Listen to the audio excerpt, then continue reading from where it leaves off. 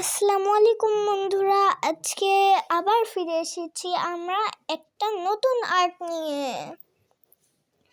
এবং সেই আর্ট আমরা করব একটা সূর্যমুখী ফুল আমরা আজকে আঁকাবো। চলো দেখে আসি। হাই বন্ধুরা, প্রথমে আমরা একটা গোল এঁকেছি, তারপর আমরা ফুলের পাপড়িও দিয়েছি।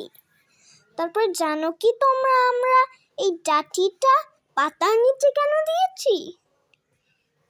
এইটা আমরা দিয়েছি কারণ এই ডাঁটিগুলো যদি আমরা সামনে দিতাম তাহলে মনে হতো যে পাপড়িগুলো সামনে নেই, আর যদি আমরা ডাঁটিগুলো একটু নিচে করে দিতাম তাহলে মনে হতো যে ডাঁটিগুলো সব পাপড়িগুলো সব জায়গায় আছে।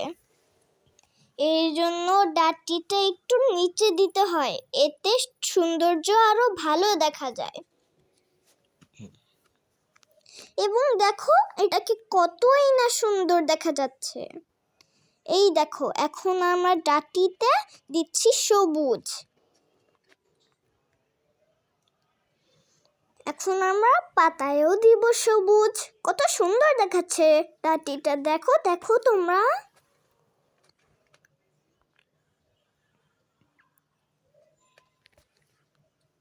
আর আমাদেরকে কিন্তু সাবধান হইতে হবে, সব সময় আমাদেরকে এই গোলটাতে কমলা দিতে হবে, এতে সৌন্দর্যও বাড়বে এবং আসলের মতো দেখাবে। এই জন্য এটাকে দেওয়া উচিত।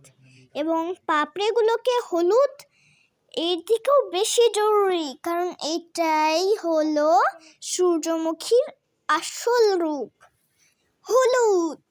পাপড়িগুলোতে হলুদ না দিলে এই সূর্যমুখীর কোনো জিনিসই থাকে না। এর জন্য আমরা সবসময় খেয়াল রাখবো কি জানো, আমরা এই সূর্যমুখীর পাপড়িতে হলুদ রঙই দিই। বুঝেছো বন্ধুরা? Subscribe please.